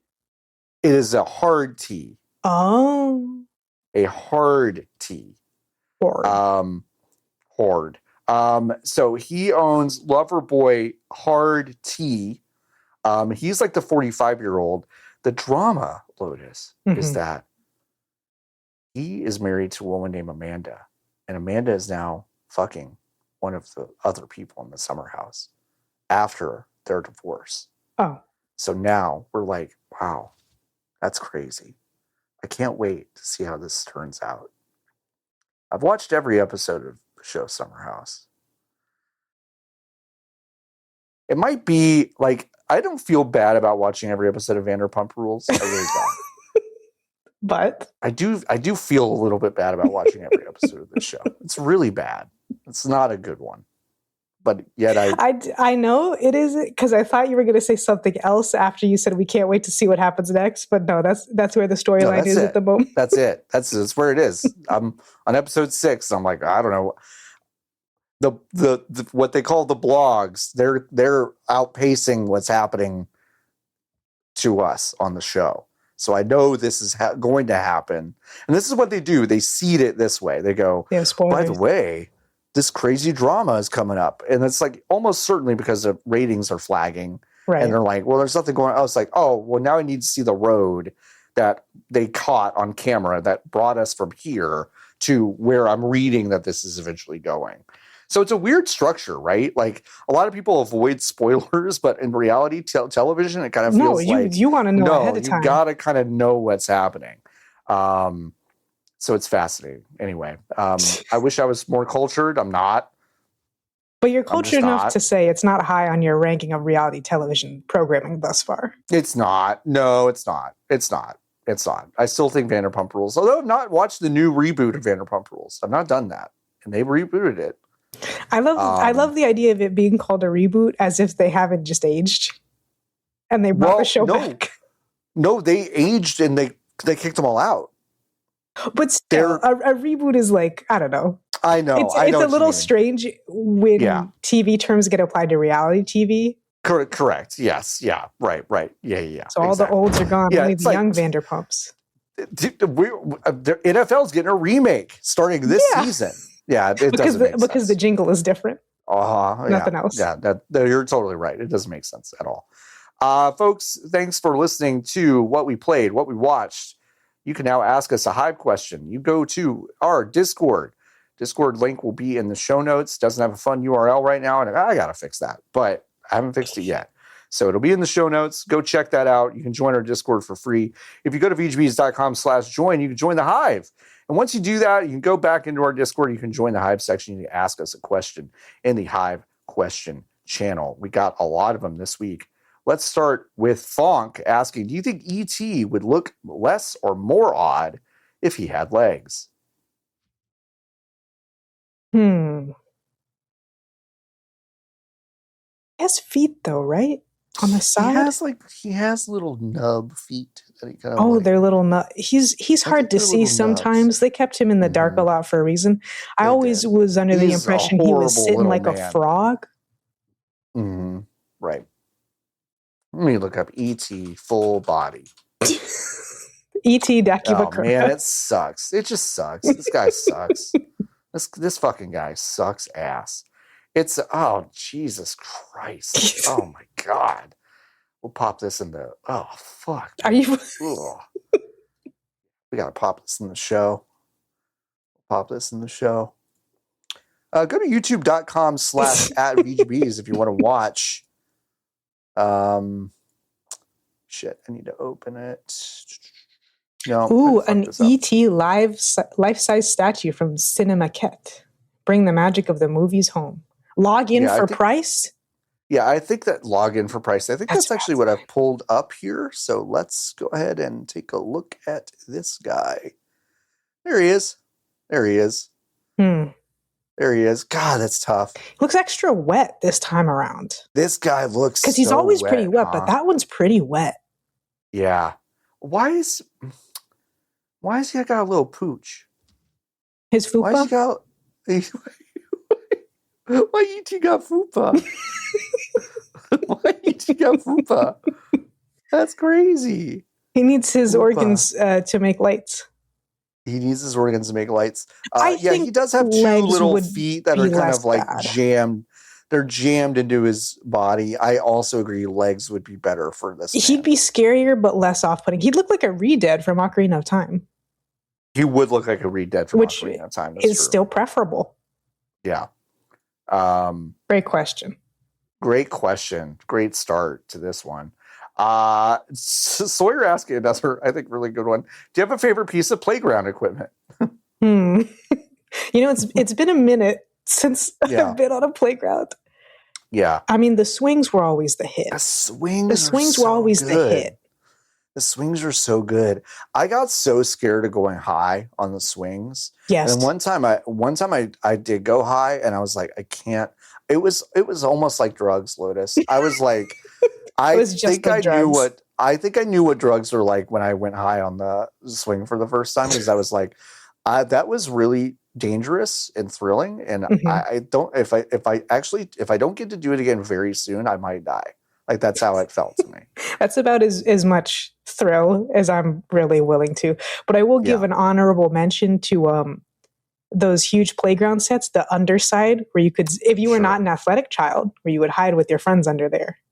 Yes. And play horses or whatever. Yes. Yeah. Haneker asking, when a buzzy sequel to a game you haven't played is coming out, do you feel obligated to check out the original game before you play the new one? No, I think this might be a problem with games, is that they are very sure to tell you, you don't need to do, no, don't worry. I know that this is the third entry in a mainline series that's numbered 1, 2, 3, but don't worry, you don't have to care about the other ones at all. The audacity for Square to have released that you didn't have to play the first remake of Final Fantasy VII to play Rebirth. Whatever. Let alone the fact that they're acting like you don't have to play the original game, which I think you kind of do in a lot of ways, to like fully get that. Well, that's why they changed course. They said, "Oh shit, oh shit, let's go back to making everything the same." I don't have an obligation. I do feel like a little bit of pressure, but this is so deeply connected for me to killing your backlog of just kind of like, yeah, don't worry about it. I don't know. Like, yeah, for me, it's just that it doesn't really come up. Right. Yeah, it doesn't come up often. That's true. Like, no one's going to be like, oh, Slay the Spire 2, it's in early access, so you better play the first one. Yeah. Yep. Sphinx asking, because I was just reminded about it while listening to a tech podcast, why does every single notice about a class action lawsuit look like a scam? Well, how much work are you going to do to get your 90 cents, bud? You might be onto something. Yeah, no, class action lawsuits are interesting. They always do look fake. They always do look like you are being sent a piece of spam, whether it is physical mail or email. And it almost always looks indistinguishable from a fake spam message that your company would send you to test if you're actually doing the phishing notifications right. Why? I don't know. I think that the entire country is geared to make us not want to engage in anything involving kind of our processes or making our lives better, actually. And because of that, I think that's kind of why those notices look like that. I think some of it too is a lot of the reliable technology and websites are so fucking old. Yeah. I had to look at car insurance the other week, and I think it was Progressive that had such a Squarespace stank all over it. Yeah. And then I went to State Farm, and it was old as balls. Yeah. Like the buttons that you can click hyperlinks for, nothing happens when you hover them, but you can click them. And I said, I feel safer here. Mm-hmm. Yeah. Mm-hmm. That's why that deposition was 104 pages long. Because it's in Times New Roman space 12, and they refused to change it. Yep. Jason asking, is there a thing, no matter how inconsequential, that you think you have done more than any other human on the planet? I had to think about this. Yeah. I think I might, if we're talking individual, I think I've blocked more Instagram accounts. Really? Because I think it's fun. Okay. If I see an ad, I just block them. So my ads are getting really weird. Do you have like an estimate? There is a number. Oh, you have a number. Okay. I know it's set. It's so funny because a lot of Instagram like stuff is very difficult to see and very obfuscated. Yeah. It takes like many, many clicks, but I think if I just press my profile, 4,557. That is a lot. It's a lot. That's a lot. I don't think I could be like an organization, but if we're talking one person. Yeah. Because when you said that, I was kind of immediately like, well, like celebrities, politicians, sex workers that have Instagram accounts, like they might block a lot of people. But could. You got into the 4,000s, and I was kind of like, there's private. Yeah, that's true. So I'm kind of like, that's a lot. Yeah, that's a lot. Mine's a private profile, but I hunt them for sport. Yeah, that's really good. I think I feel like I probably have passive simmed sports games on a device somewhere in my house on more than any other person. Okay. Maybe living. It's a sickness. There's an NBA 2K game going on right now in my bedroom. Like I know that. Yeah, I'm not talking about sports games, baby.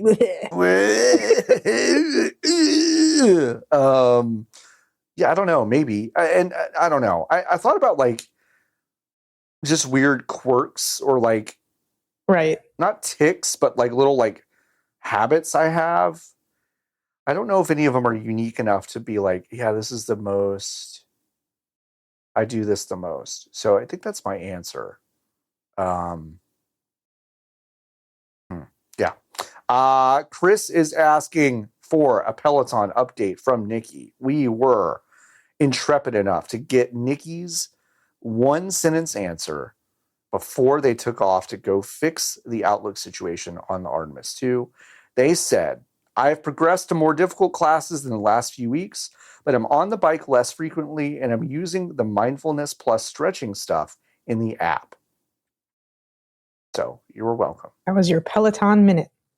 That was your Peloton minute. Chihuahua Pug's asking, what buttons actions do you map to the back buttons on a controller, like on a PS or Xbox Elite controller? What was that? Oh, okay. I don't have none. You don't have them? Nope. I have an Xbox Elite controller.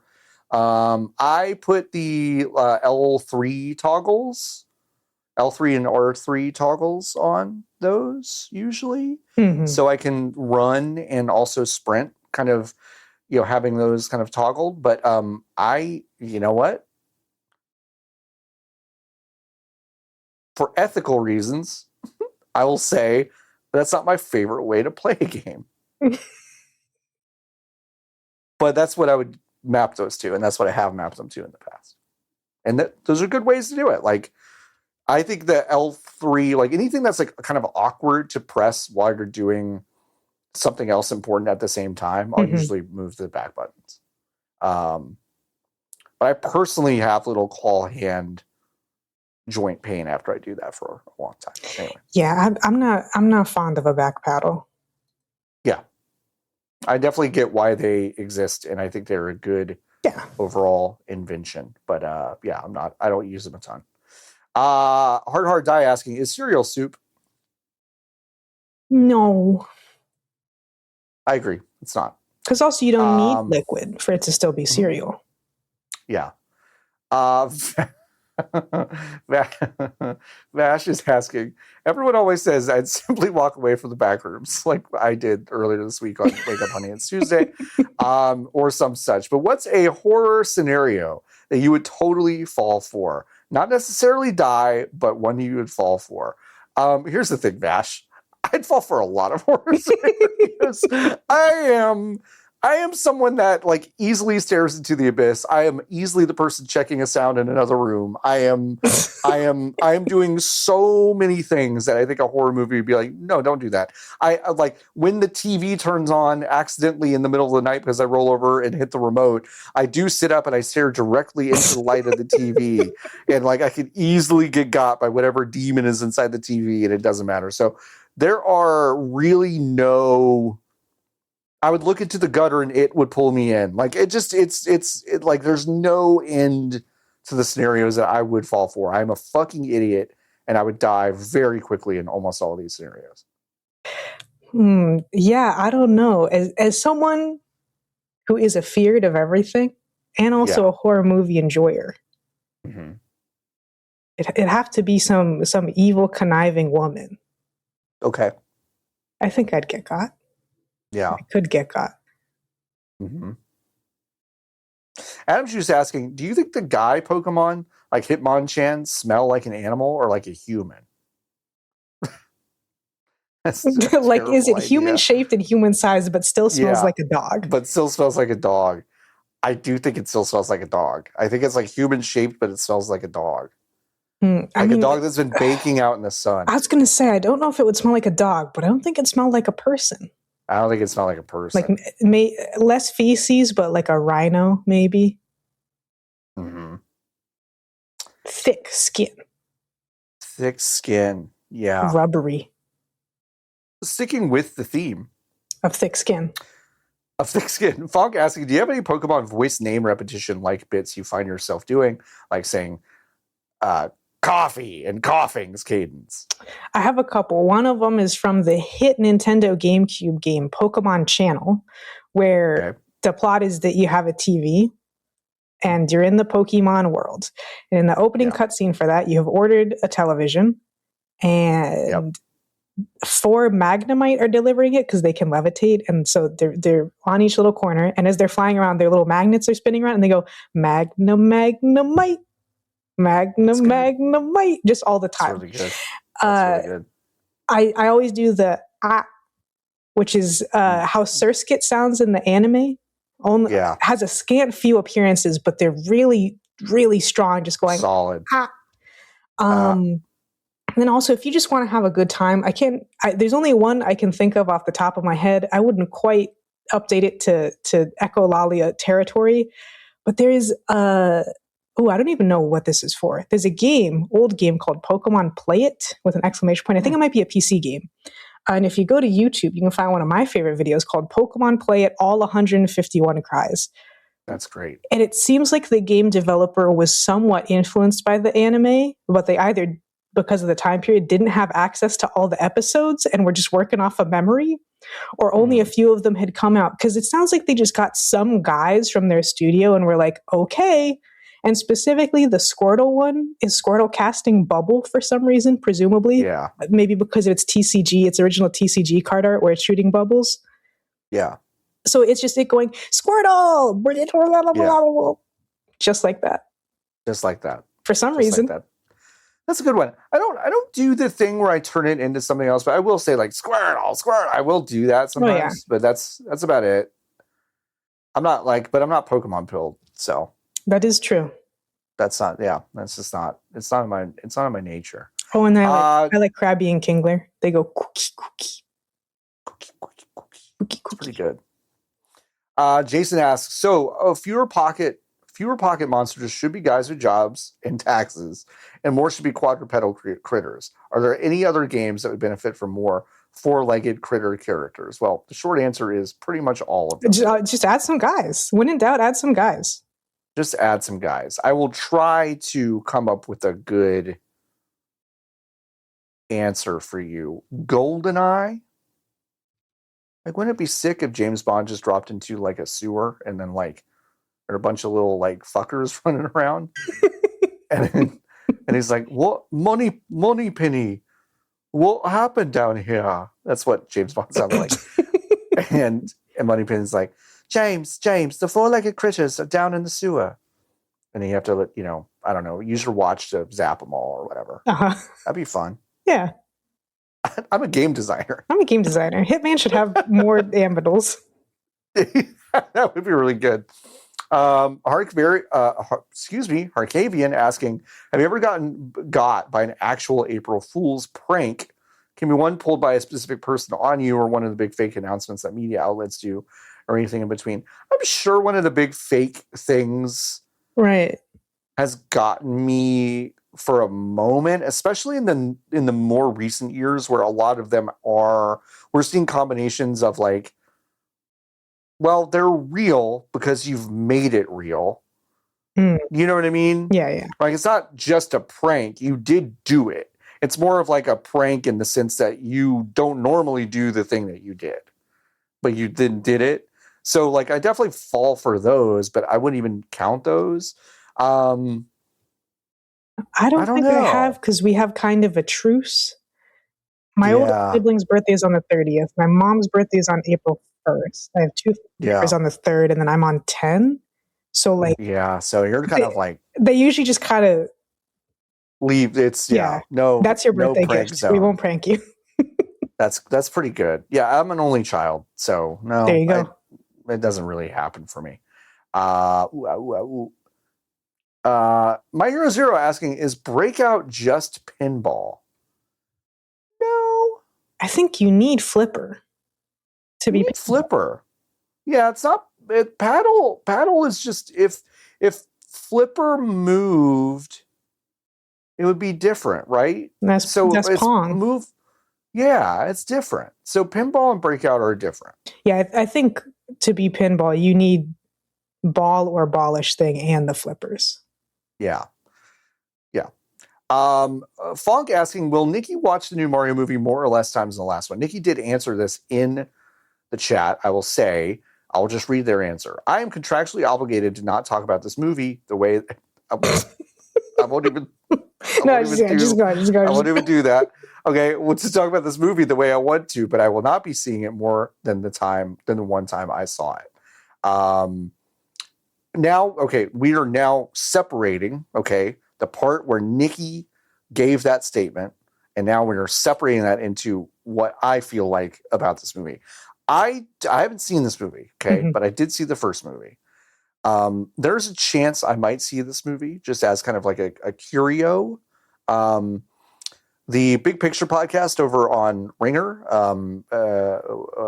with those folks over there, has entered it into the pantheon of its evil movies, movies that they believe actually are like worse for the entire ecosystem, and they felt bad doing it. The lady who hosts that podcast said she actually felt pretty bad about being there with her kid, because it's not art and it's not valuable at all in any meaningful sense, and which was fucking brutal to hear. But I'm here to tell you folks, I've heard a lot of other critics make the rounds and go, I didn't like this movie at all, but like, I'm not trying to yuck your yum.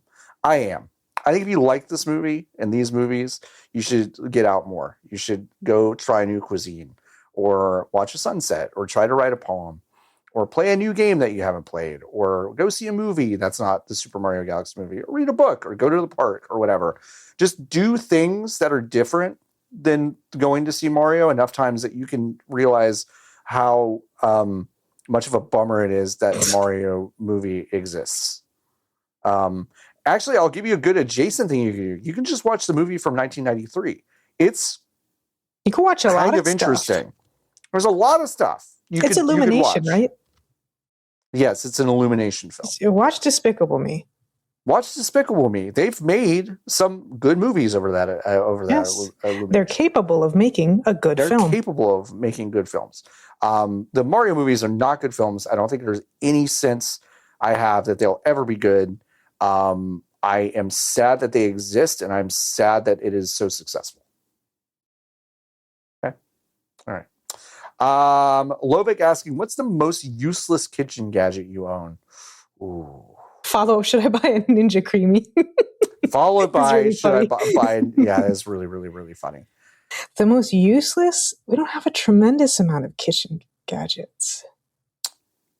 Oh, I have something for fun. Yeah. Which is a little lemon lime slice squeezer shaped like a fish, so it spits out the juice. But it's very thin though, and it doesn't squeeze great. So it doesn't squeeze. So kind of useless. But it looks great. Beautiful gowns. I have a pineapple core. I don't think pineapple cores make a lot of sense. Yeah. I have a avocado scoop. Don't do that. Just use a spoon. Just use a spoon. Yeah, they're just things that like they're just some random dumb shit I have. Mm-hmm. I don't have like an appliance that I think is useless. I think appliances are too big to fuck up. I did have a waffle iron at one point that I did think was useless. I got rid of it. Should you buy a Ninja Creamy? I don't own a Ninja Creamy. I have heard good things. They're versatile. I will say Ninja products are in kind of a budget tier for these kinds of things, but they're good for the price that they are. But you have to be okay in your mind that product will never feel clean. It'll never feel clean. That is true. You can't really take them apart the way you should be able to. It will never feel clean, but it will work. No. How much you could be eating ice cream? How much that's a good, if you are eating ice cream a lot and you want to make a lot of ice cream, I would just buy a fucking ice cream maker. That's what I would buy. Because there are really good ice cream makers that'll make better ice cream, I've heard, than a Ninja Creamy. And if that's what you're going for, then I would buy an ice cream maker. But a Ninja Creamy does good enough. But yeah, you can't really take it apart and wash it the way that you would want to. Sphinx asking, I think a great question, but like one of those questions that I'm like, how long do you have? But how long do I have? But also like everyone else does this, right? Right. Sphinx asking, is there a song lyric that pops in your head occasionally? Occasionally. Okay. For example, there's a lyric from Slumber Party by Bridget Calls Me Baby that occasionally plays in my head. I bought Blue Velvet on a DVD. I brought it to the slumber party. Yeah. Anything that Homer Simpson has ever sang on The Simpsons, whether or not I know the song. The Little Spanish Flea, obviously. 8675309, obviously. Yeah, obviously. My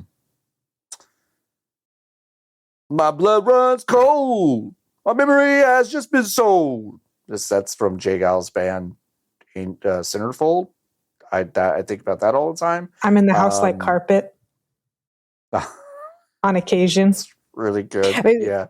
K-pop song called Wondering by a group called CIX, where it's like a fun little da da da da da da da kind of pop song, and then all of a sudden the rapper BX comes in over that beat and says, "I don't have time to be depressed." I think that a lot. Around shopping. From shopping? Shopping. From January 1st to like February 20th, if I was in my office kitchen making coffee at 2 p.m. and I thought I was alone, I would just be singing Devi tira ma foto de quando te tuve, de mal beso y abrazo, la vez que pude. So like, yeah, it's everything. A lot of Interpol songs, like "How Are Things on the West Coast?" I just think about that all the time. Of course, yes. This happens all the time, and probably many more. Many more. Jesse asking, I'm really sad I read the whole question before I started reading it for the show. It's one of the fucking funniest questions we've ever been asked. I'm in Texas doing a road trip from Houston to Dallas. It's Easter weekend, so I need a good recommendation.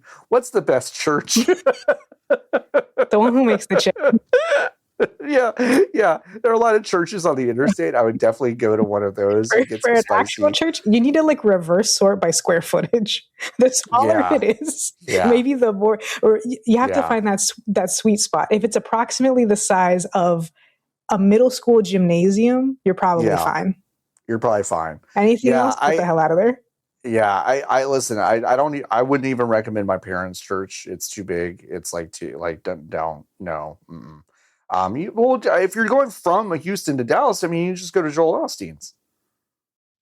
Start with Joel, get some 100% tacos on your way out, and then stop at a different church on the way up. Just stop every, I don't know, hour or so, go to a different church. Every time your buff fades, then you're going to need to go find. You're going to need to go back. You got to re-up. You got to re-up. It doesn't stack. It just like restarts. Okay, Blackjack Attack asking, if you could pick one video game sound effect to replace the sound in real life, what sound would you choose and what would you replace? I mean, Minecraft pickup noise. Little. Yeah. For what would it be? Picking stuff up. Picking stuff up. Got it. Even if it's really heavy, there should just be a little. This is a tricky one because I'm annoyed by both of these sounds. So I don't know why my mind went here first. But I would rather have Link's almost dead heart sound than battery chirp from a smoke detector. Okay. But that's so much more frequent. It is so much more frequent. It is true. But hey, you're going to change the batteries. Yeah, you got to change the batteries. Or but what if it was Na'vi and she goes, "Hey," every single time that's supposed to happen. Anyway, that's one. Bone Chug Actual. Oh, I had one and it went away. Maybe someday. Bone Chug Actual asking. I'm about to Your sound favorite. I'm about to sound so annoying. Okay, but I do love it. Unironically, when we get a listener of the VGV podcast that does not listen to If You're Driving, Close Your Eyes. I wish everyone in the world would listen to both podcasts. But Bone Chug Actual asking, do any of your appliances have little songs or chimes when they're done doing something and you sing them back to them?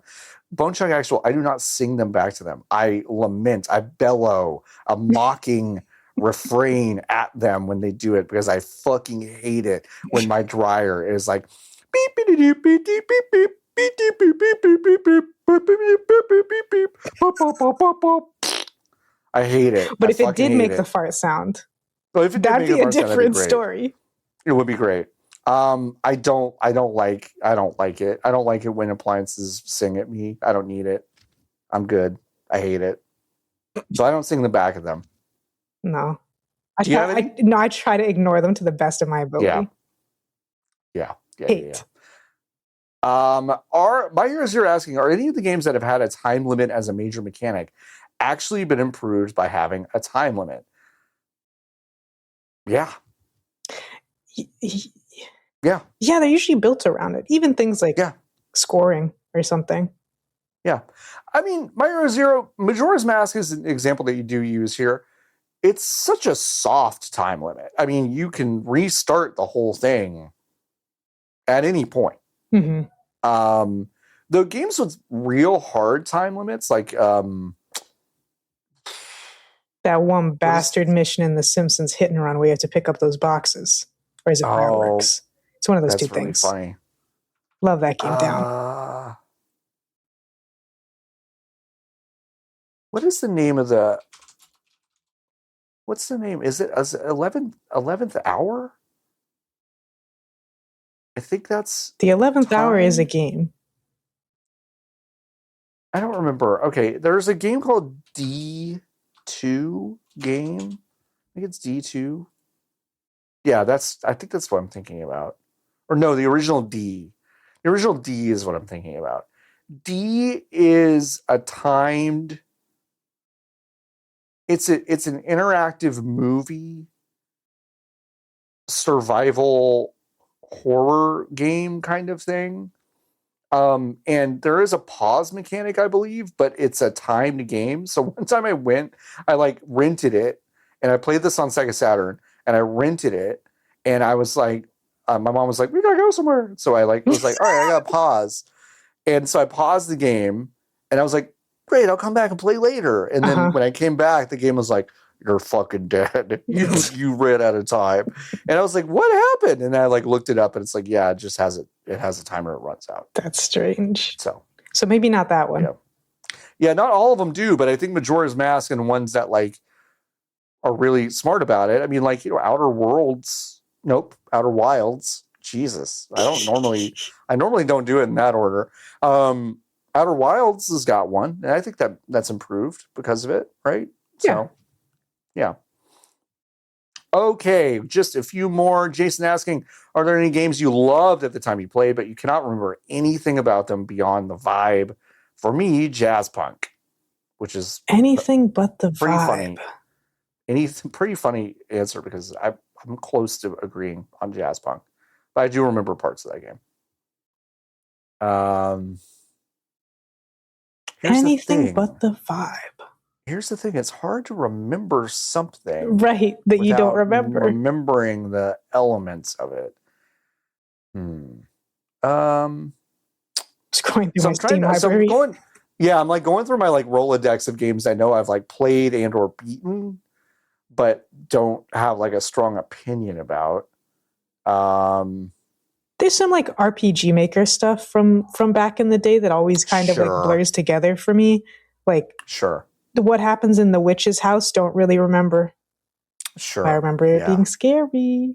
Scary. There's a game called Z, which is a real-time strategy game. Just picking letter games today. I know, I am. D and Z. There was a PC game called Z that was a robot-based real-time strategy game. that I feel like I played a lot, and I remember the box art very specifically, but I don't. And I remember thinking that the vibe was cool, but the game was bad. But I don't really remember why I think the game is bad. That's maybe the closest example. Yeah, it's got to be something I turned off within a couple of hours, and I said, "Man, whatever." And I just don't remember anything about. Yeah. Beard Dragoon. Oh man. Yeah. Oh man.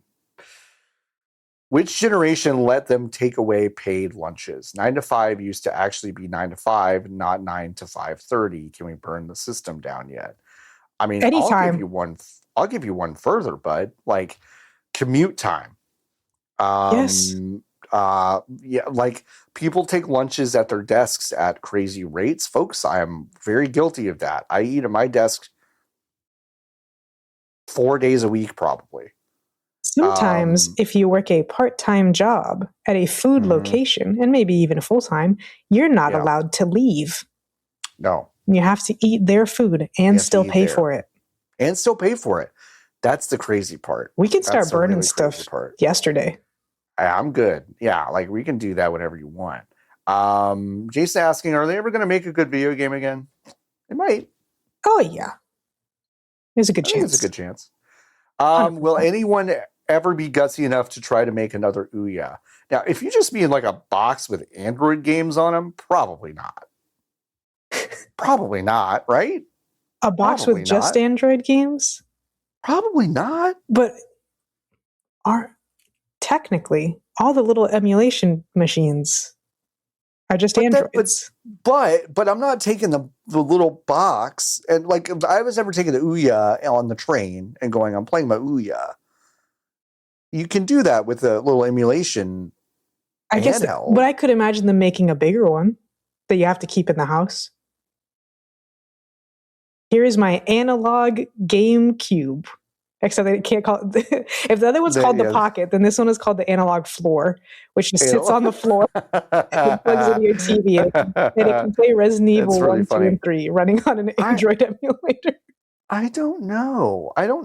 I think someone else said this already, but the play date is dangerously close. It's close. It has some Ouya vibes to it, but not in a bad way. It's got Ouya vibes. Yeah. Bone Chuck Actual asking, what IRL activity are you grinding XP on today? Oh, man. Drinking Kroger Big K Colas. I meant to tell this to you for no reason before the start of the podcast, but I got the little versions of these because, as you know, I love soda. The minis? Sure. Yes. And I said, oh, these are good little Coca-Cola imitators. The big one tastes completely different. No way. This one tastes like vanilla Coke. And the little ones taste more like Coca-Cola Classic. Like vintage cola, which is not quite Coca-Cola, but it's like obviously living in the same family. This tastes like straight vanilla Coke. Ooh, weird. And I like vanilla Coke, but I said, that's a lot, Robin.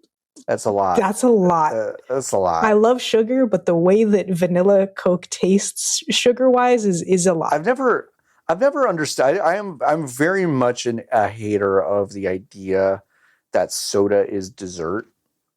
For some reason, like that's been kind of the vibe of like, yeah, the strawberries and cream, the cherry filled Dr. Pepper. I'm like, no, I don't want that. That's the thing. I can chug a lug any dark soda all day long. Yeah. Even for me, para me, Dr. Pepper strawberries and cream is too sweet. I can barely get through one. Way too sweet.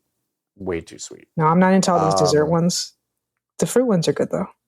What IRL activity are you grinding out XP today? I've pooped twice. Oh. So got my bar up a little bit there. It's like Skyrim. Every time you poop, you get the 78. Yeah. I've done good with water today. I've drank a lot of water. So that was good. Without giving too much away, video editing. Uh-huh. I've done that. Working on a day off. I've grinded XP on that. Womp. We're going to skip one question and come back to it. Lovic asking, is there a games media outlet for the youths? And does Lotus still count as a youth? I don't think so. I don't think you count. But the thing is, I felt like that for a while, but people older than you will always say yes. No, I don't think you count as a youth. You are younger than me by a lot, but I don't think you of you as a youth. I only say it relatively because I'm almost as old as Gen Z can get. Yeah. So it's just funny to say it to me. Yeah. No, for sure. Is there a games media outlet for the youths? No, there's not a games media outlet for anybody right now. I was gonna say there's nothing. There's like nothing. A media outlet? No, there's not. It doesn't exist, which is interesting because hey, like that's kind of how the thing was made at the beginning, was reach out to the kids who like it. There was a weird, oh man, if I think about this too hard, too fast, I'm going to get real weird. But there's no longer a conversation happening between us and kids. Which sounds like a weird thing to say out of context. Yeah, but the 35-year-olds writing GamePro magazine. This is pleasing you. Were writing to kids. They were writing to kids. Because it's something that I have thought about. I think about on a regular basis, but I really think about within like the last couple of years, is that what few games writers and even developers are left are so horribly out of touch to the point of like not being able to understand very basic ways that people talk. Like the whole thing of a fairly strong contingent, I'd say, of games writers, developers, and likers getting weirdly upset at the kids calling it friend slop. Because I don't think that they understand the level of like post-ironic irony that Gen Z talks with. All the way in, yeah. Calling it slops to begin with was neutral, but also a joke. So calling something friend slop is not an insult. It's just words. No. Yeah. Just stuff like that where I'm like, or just never having heard of certain games or not being able to tell when something is going to like pop off. Like Lethal Company or Peak, I'm like, no shit in the universe has ever been so obvious, but we're all acting like it's a shadow sleeper hit out of nowhere. Right. Hello? Yeah. Strange. Yeah. It's a good question. I appreciate that. And Grace finally updating us. Okay, so I got the Switch 2 in Pocopia. Congratulations. Yay. She says, thanks for the push. It's been a long time since I was so into a game. I spend all day thinking about the next time I get to play it. Oh, that's great. I like Pocopia a lot as well. What other Switch 2 exclusives are you excited for? Now, listen, you've got an exclusive Switch 2 game available to you right now. Switch 2 if you wanted another one, which is Donkey Kong Bonanza. I think that's a really good game. You should try it. Yeah, I think you can totally skip Mario Kart World. Unless you've got the one with the pack-in, which is fine. I don't think Mario Kart World's very good. I think it kind of stinks. I would say Tamagotchi Life is one coming up really soon that I would say is a really good one. Upcoming. That come out on Switch 1 though, too, no? Ooh, does it? I think Tamagotchi Life, yes. There's The Dusk Bloods, which is From Software's game. Does it? Hold on. Splatoon Ragers. Is this real? Wait, what? Well, no, don't do that. No. Just the sounds of us Googling stuff. Just us Googling stuff. Tomo. Fuck me. I'm just dumb. I'm just like an idiot, you know? Why do they let me do anything? Why do they let me touch the computer? Sorry, it is Nintendo Switch. That's correct. I apologize. I thought for some reason, trying to sell Nintendo Switch 2s. Damn. Foiled again. Exclusives. Okay. Let's see. Yeah, Duskbloods is definitely an interesting one. That's definitely upcoming. Yoshi and the Mysterious Book, which is going to sell 100 million copies, according to Nikki and Lotus. I as heard from last week. 3 million, and then goes immediately into the ether. Hey, you know what? What's a game that you played and enjoyed but don't remember anything about? Kirby's Epic Yarn. Yeah. Yep. I walked around and I unraveled a Waddle Dee. That's all I can tell you. Or Orbitals. That's one. Oh yeah. Orbitals looks cool. I would say that's one. Dustbloods and Orbitals. Those are great. Whatever eventual 3D Mario game that's not coming out this year will come out. I still want them to shadow drop it just for you. Not anybody else. Just for me. Just give it to me. I'm not even sick. I just want it. You know? You need to pretend to be sick. I probably need to get the campaign going. I probably need to pretend to be sick. Thanks so much, everyone, for your questions. We answered 100% of them this week. I'm so proud of us.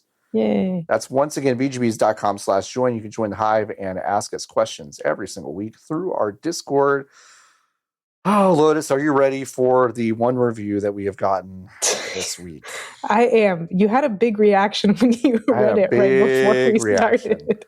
I had a big reaction. And you know what? It's made even better by the fact, well, you'll figure it out. You'll figure it out very quickly. Okay, this week's 5-star review from Rawr, I'm a Bear. You're welcome, by the way. I did the whole thing for you. Rawr, I'm a Bear. 5 stars, great podcast. I have to get in character. Oh my gosh, I just heard that John was in a car accident. I hope that they're okay.